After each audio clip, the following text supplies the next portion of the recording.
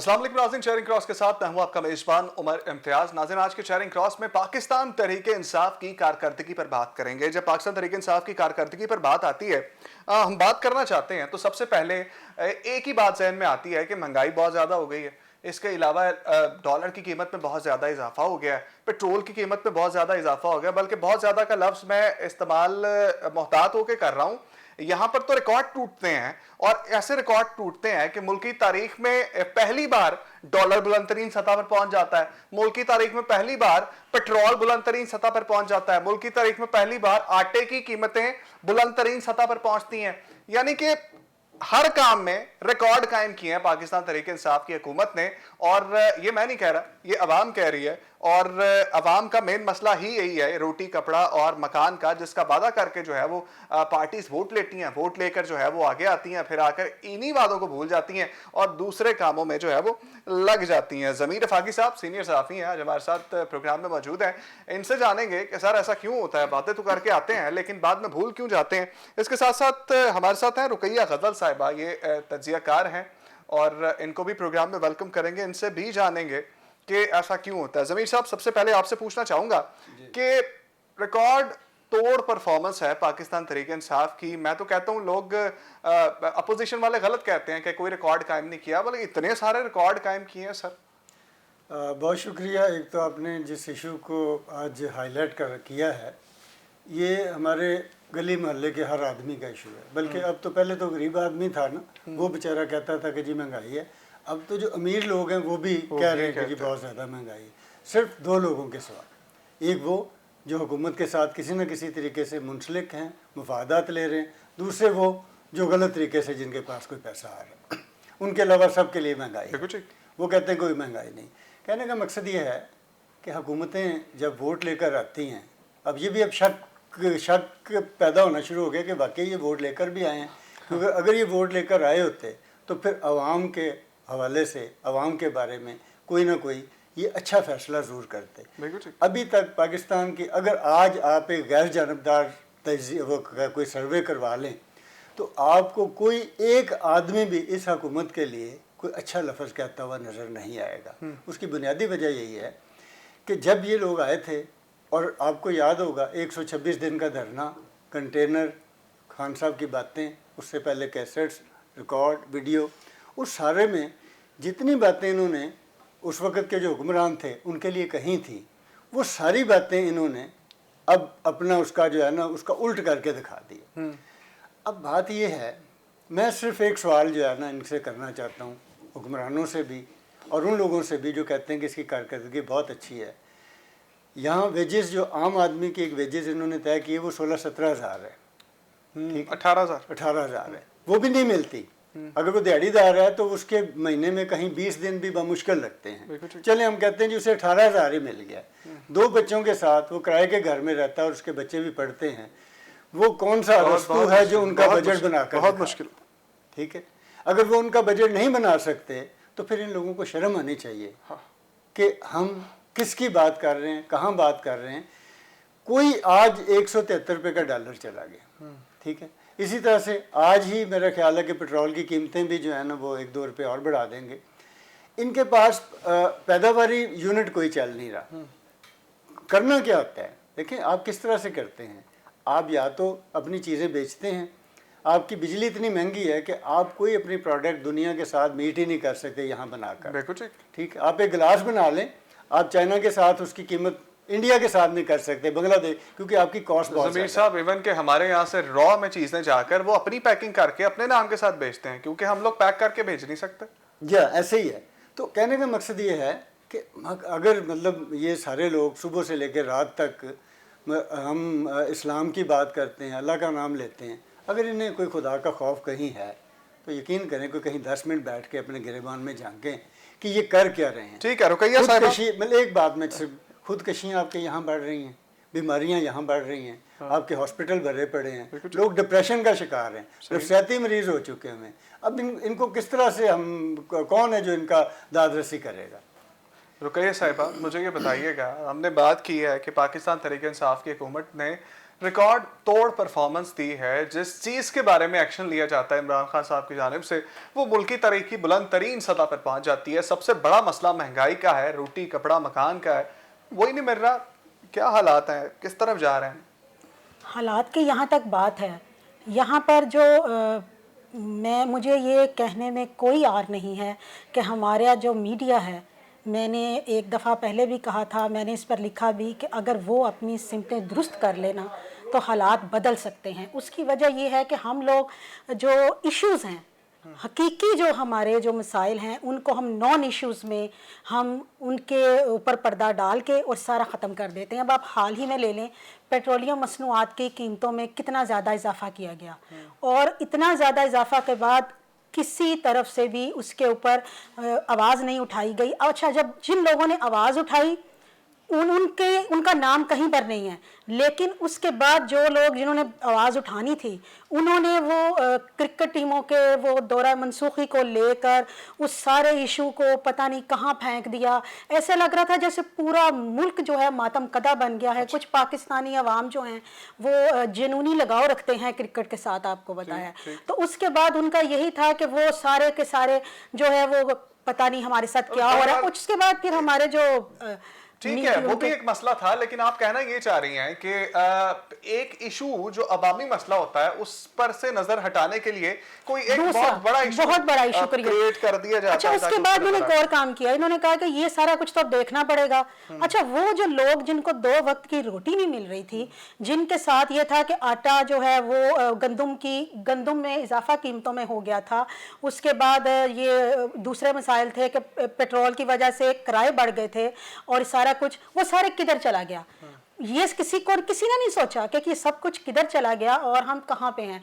बाकी सारे यही करते रहे कि ये जी कभी फवाद चौधरी साहब वफाकी जो हमारे वजीर हैं, उनका बयान आ गया कि ये ऐसे हो रहा है। कभी हमारे किसी मीडियाई जो तजिया निगार हैं वो कह रहे हैं कि अगर ऐसे ही चलता रहा तो कैसे होगा। आप असल इशूज पे बात क्यों नहीं करते? वो इशूज जो आप असल इशू पे बात क्यों नहीं करते?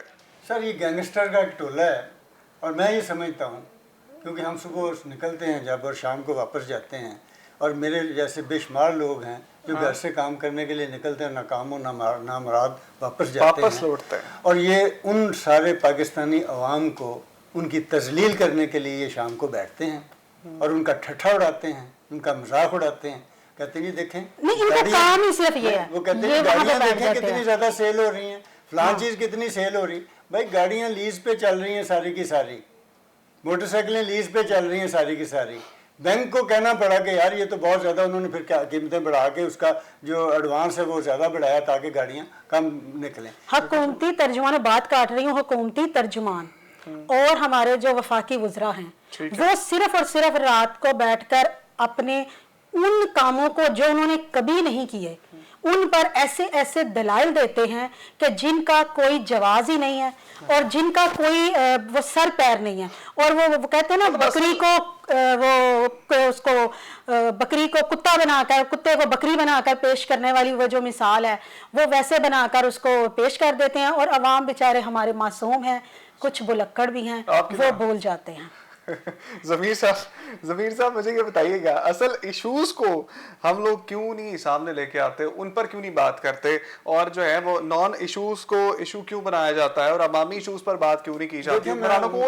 मैं छोटी सी मतलब यहाँ पे आपसे, इस वक्त हम पिछले 2 साल से 2.5 साल से, एक तो कोविड में फंसे में वो चल रहा है, उसके अपने जो उसने असरात डाले, उसके साथ साथ आपके यहाँ हर रोज कोई ना कोई बीमारी उठती है। बिल्कुल ठीक, किसी न किसी मसला सार उठा। ये बड़ी आपने पॉइंट पे बात की। 3 साल से इस शहर में जहाँ मैं रहता हूँ, इससे पहले हम देखते थे कि वो जब मौसम चेंज होता था तो वो डेंगी बल्कि कम हो गया था, बल्कि ख़त्म भी हो चुका हुआ था। उसकी वजह क्या थी कि जो पिछली हुकूमत थी, हम काम किया, स्प्रे होता था। इन 3 सालों में कहीं किसी जगह के ऊपर कोई स्प्रे होता हुआ हमने नहीं देखा। उसका नतीजा क्या हुआ कि आपको जगह जगह जो है वो मच्छर मक्खी की बहुतात है। और इस वक्त आप जाएं इस लाहौर के हॉस्पिटल्स चेक करें, वहाँ इस वक्त सैकड़ों के हिसाब से डेंगू के मरीज जो हैं वो दाखिल हैं, ठीक है, और वहाँ पे इलाज नहीं है। और एक और बहुत बड़ा मसला जो आगे चल के चंद दिनों में शायद वो भी सामने आ जाए कि यहाँ पे आवारा कुत्तों की बहुतात हो चुकी हुई है। और उसके कांटे की वैक्सीन नहीं है इनके पास। बिल्कुल ठीक। और वो अगर खुदा ना हंसता, और ये मतलब कराची में, सिंध में तो एक छोटा सा वाकया होता है तो ये पूरे पंजाब का जो मीडिया है सारा वो उसको बहुत ज़्यादा हाईलाइट करता है। लाहौर में सैकड़ों वाकयात होते हैं उसके, या पंजाब में, उनको मतलब ये उनको हाईलाइट भी नहीं करते और उसके ऊपर बात भी नहीं करते। इसी तरह से आपके पॉल्यूशन जो है वो इतना बढ़ चुका है कि आज ही की रिपोर्ट है कि लाहौर जो है वो वर्स्ट 3 सिटी जो है वो दुनिया के नंबर उस पर चला गया है आलूदगी के हवाले से। अब अच्छा, फिर कचरा देखें आप अभी निकलें, अपने किसी फोटोग्राफर को भेजें, किसी रोड पे चले जाएं, किसी गली में चले जाएं, आपको कचरे के ढेर नजर आएंगे। 100%। ये लोग किस लिए आए हैं यहाँ पर? कि अवाम को जो है वो इस तरह से मारने के लिए आए हैं, और फिर कहते हैं कि जी हम अगली 5 साल भी चलेंगे। मुझे नहीं समझ आती कि किस तरह से चलेंगे, किस तरह से इनको कोई वोट देगा, किस तरह से ये आगे चल। रुकैया साहिबा से पूछ लेते हैं कैसे अगले 5 साल चलेंगे जब ये कई इस तरह मामलात चलेंगे कि इन्होंने चंद दिन हुए, हमारे जो वज़ीर आज़म पाकिस्तान है उन्होंने एक बयान दिया है। वो कह रहे हैं कि हम अगले साल भी, हम ये इलेक्शन भी अपनी कारकर्दगी से जीतेंगे। अच्छा। और कारकर्दगी का आलम ये है कि खुद उन्होंने चंद 1 माह पहले खुद फरमाया था कि बुज़दार साहब, मुझे समझ नहीं आती कि आप इतना काम करते हैं और आपका काम किसी को नज़र नहीं आता। अब वो कारकर्दगी देखें या ये कारकर्दगी देखें, अब वो जीतेंगे कैसे, इसके बारे में जो इंटरेस्टिंग बात है, रुकैया मैं उसके बारे में आज बताने लगी हूँ ये कैसे जीतेंगे, और मैंने इसके ऊपर इसको लिख भी दिया है। अच्छा। वो ऐसे जीतेंगे कि हाल ही में गुज़श्ता 3 सालों में एजुकेशन के शोबे से वाबस्ता अफराद या किसी ऐसे शोबे से वाबस्ता अफराद जो कि मुल्क और कौम के लिए वर्क कर रहे थे, उनको नवाजा नहीं गया। अच्छा। ये एक बहुत बड़ी बात है। हमने ना साइंस में वर्क करने वालों को किसी को नवाजा, हमने सिर्फ और सिर्फ अपने कुछ बस अकरबा परवरी की। लेकिन चंद दिन हुए हैं हमने गवर्नर हाउस में दानिश्वर और सहाफियों को नवाजा है। अच्छा। गोल्ड मेडल्स दिए हैं। अच्छा। कौन से थे वो? चले उनको गोल्ड मेडल्स दिए हैं। जो भी थे वो, मैंने उनके बारे में यही कि जो कसीदा खान थे या उनके जो थे उनको नवाजा गया। नवाजने की वजह उनके काम क्या थे, उन्होंने क्या वर्किंग की हुई थी, वो हमें नहीं पता। उनका हुस्ने कारकर्दगी क्या था और इस वक्त नवाजने की क्या जरूरत थी। इस टाइम तो आपका एक साल बाकी रह गया। ज़मीर साहब मुझे ये बताइएगा, जैसे जो रोदाद ये पेश कर रही हैं कि इस तरह से जीतेंगे, आपको लगता है कि इस तरह से जीत जाएंगे?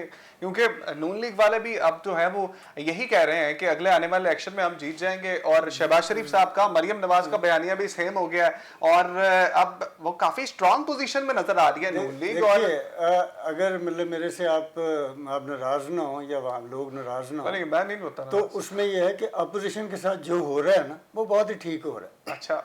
अगर वो भी तो इसी मतलब आवाम के नुमाइंदे हैं ना, वो इनसे थोड़े से कम वोट लेकर आए होंगे, लेकिन उन्होंने अभी तक क्या किया है? उन्होंने भी कोई मतलब जो अवामी इशू है उनके ऊपर कोई आवाज नहीं उठाई। ठीक है। बाकी दूसरी रह गई बात ये कि कारकर्दगी के हवाले से आएंगे जीतेंगे किस तरह से।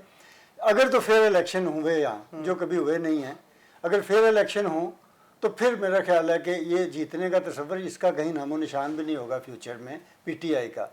और इमरान खान साहब कहाँ होंगे इसका मुझे कोई पता नहीं है।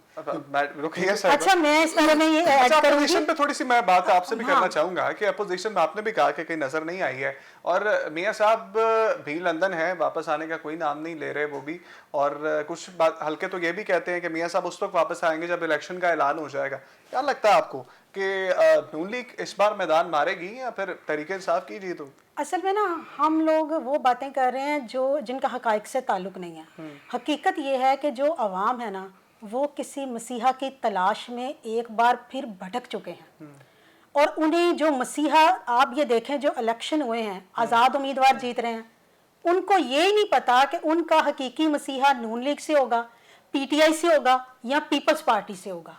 अब ये जो इलेक्शन होंगे उसमें जो पावरफुल होगा ना, जो इसको कहते हैं ना, जिस दिए में जान होगी वही दिया रह जाएगा। तो जिस दिए में जान होगी ना वो रह जाएगा, बाकियों को आपको पता है हमारे यहाँ पर ये हॉर्स ट्रेडिंग कितनी ज़्यादा है और ये सब कुछ है, वो आ जाएंगे। मसला सिर्फ ये है कि अगर देखा जाए तो दोनों की कारकर्दगी, अपोजिशन की भी और ज़ीरो है। इन्होंने असम्बलियों में आवाज़ बुलंद नहीं की।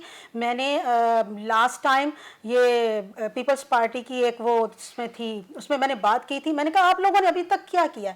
पीपल्स पार्टी मुझे बताए कि जब भी अवाम के खिलाफ फैसला होता है, महंगाई पे या किसी चीज़ों में इजाफे पे, किसी चीज़ पे, कोई भी उसके बारे में आवाज बुलंद नहीं, कोई सड़कों पे निकलता है, ठीक है, एक कोई कहीं पे बड़ा अच्छा पॉइंट आपने दिया, आवाज कभी अपोजिशन ने बुलंद नहीं की। जमीर साहब, कोरम आज तक असेंबली में पूरा नहीं हुआ, इतने साल हो गए। वो उस वक्त होता है जब इन्हें तनख्वाहें बढ़ानी होती हैं या इनकी अपनी मराहत जब इन्हें लेनी होती है, उस दिन सारे के सारे लोग पहुंचे होते हैं, खाओ उन्हें चार्टर तैयार कर कर जाना पड़े।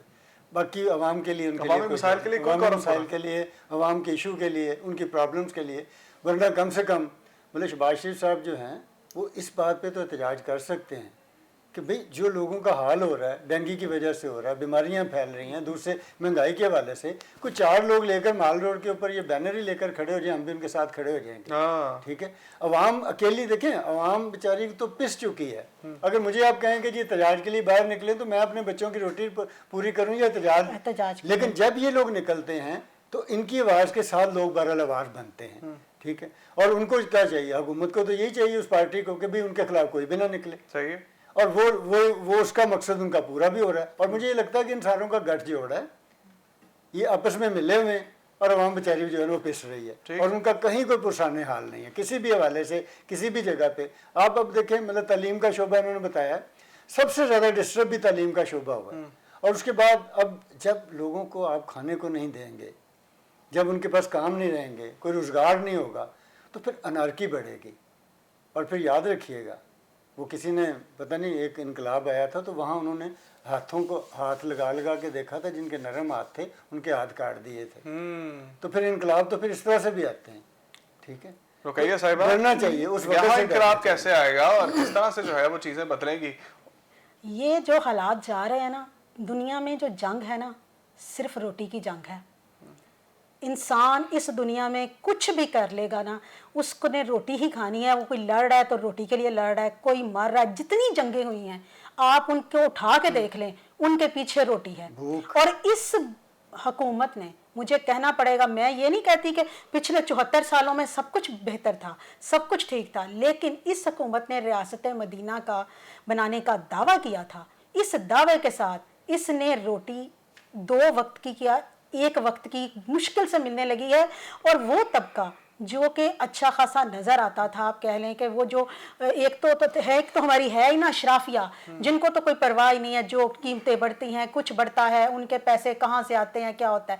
लेकिन जमीर साहब तो ये कह रहे हैं अशराफिया को भी फर्क पड़ रहा है, अब उनके भी मामला खराब हो रहे हैं। असल में अशराफिया को वो नहीं, उनके साथ जान के लाले नहीं पड़े होते, वो अभी भी इस पोजीशन में तो होते हैं कि आटा दाल रोटी उनका इशू नहीं होता। उनका अच्छा, ये एक बात की तालीम की, प्रॉफिट कम हो जाता है उनका। जी रुकैया, मैं तालीम की बात को ज़रूर यहाँ पे करना चाहूँगी कि इस टाइम जो तालीम का जो हाल कर दिया गया, एक तो अच्छा हमारी तरजीहात में एक सेहत और तालीम बिल्कुल नहीं है।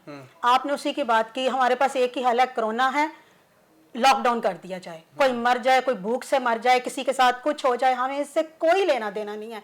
हम ये नहीं कर सकते कि जो जितने भी MPs हैं, जितने MNAs हैं, वो अपने इलाकों में इन सब जगहों पर स्प्रे करवाएं, इनका एहतमाम करवाएं, हिफाजती इक़दाम करवाएं। ये नहीं हम करेंगे। हम लॉकडाउन करवा के बंद कर देंगे। फिर तालीम की बात आपने और नोट की होगी नहीं अरसे में, आपको हर चौक चौराहे पे, गली मोहल्ले में, बल्कि अब तो घरों की बेलें देकर लोग आप बेकारी बढ़ा दी हैं आपने ना। हाँ जी। एक तरफ देखें, अगर आपने लंगर खाने बनाए थे तो फिर भूखा तो कोई होना नहीं चाहिए था शायद, वहाँ पे वो कुछ और लोग बैठे होते हैं। भूखों की तादाद बड़ी है, मांगने वालों की तादाद बड़ी है, और ये वो बेचारे देखें, इसी से सोसाइटी। फिर एक और चीज़ है, आप बड़े यंग छोटे छोटे बच्चे देखें क्राइम में मुब्तला हो रहे हैं, उनके पास करने के लिए कुछ नहीं है। नहीं तो क्यों हुए हैं? आप ये भी तो बताएं ना। आपने पुलिस फोर्स और सारे लगा दिए हैं वो बेकारियों को पकड़ने के लिए। सब्स्टिट्यूट क्या दे रहे हैं? वो जो लोग भी हैं उनमें आधे प्रोफेशनल होंगे, आधे वो लोग हैं। पिछले दिनों कल ही मैंने खबर पढ़ी थी कि एक बच्चा इन्होंने पकड़ा, वो इंजीनियर यूनिवर्सिटी का स्टूडेंट था। वो बेचारा कहता है मैं गुजर रहा था, लेकिन बहरहाल जो भी था, ये बड़ी अलार्मिंग सिचुएशन होती है कि आपकी यूनिवर्सिटियों के स्टूडेंट्स जो हैं वो कहीं किसी जगह पे हाथ फैला रहे हों। हाथ फैलाना दुनिया का सबसे मुश्किल तरीन काम है, और वो इस हुकूमत ने वो भी। अच्छा, इन्होंने यूनिवर्सिटी की बात की, मैं वही करने जा रही थी। यूनिवर्सिटी स्टूडेंट्स एग्ज़ाम देते हैं, इंटरव्यू की बात आती है, इंटरव्यू कॉल नहीं किया जाती, पहले से सीट्स तयशुदा हैं। आपने तालीम का वो हाल किया है कि शायद ही कभी 74 सालों में हुआ हो। इंटरव्यूज़ की कॉल नहीं आती बच्चों को, बच्चे जाते हैं तो ऐसे ऐसे क्वेश्चंस किए जाते हैं जैसे वो प्रोफेसर नहीं है, ये बच्चे उनके सामने नहीं है, वो पता नहीं कहाँ से पढ़ के आए हुए हैं या क्या उनका, वो कभी उससे वो रेलिवेंट सवाल नहीं करते। सवाल नहीं करते। आप कहना ये चाह रही हैं सिस्टम को ठीक होना है, और सिस्टम ठीक होगा तो पाकिस्तान के हालात बेहतर होंगे, रोटी कपड़ा मकान का मसला हल होगा। ज़मीर फाकी साहब हमारे साथ मौजूद थे, इनका बहुत शुक्रिया। रुकैया गजल साहिबा हमारे साथ मौजूद थी, आपका बहुत शुक्रिया, आपने वक्त दिया। और हम भी ये उम्मीद करते हैं कि पाकिस्तान से बेरोजगारी ख़त्म हो और पाकिस्तान की आवाम को रोटी कपड़ा मकान मिले और उनके हालात बेहतर हों, जिनके लिए और समझ कर इन्होंने खान साहब को वोट दिया था कि खान साहब आएंगे और हमारे ये तमाम मसले हल होंगे। चेयरिंग क्रॉस लेकर आपकी खिदमत में दोबारा हाजिर होंगे। फिलहाल के लिए मुझे इजाज़त दीजिए। अल्लाह ने के बाद।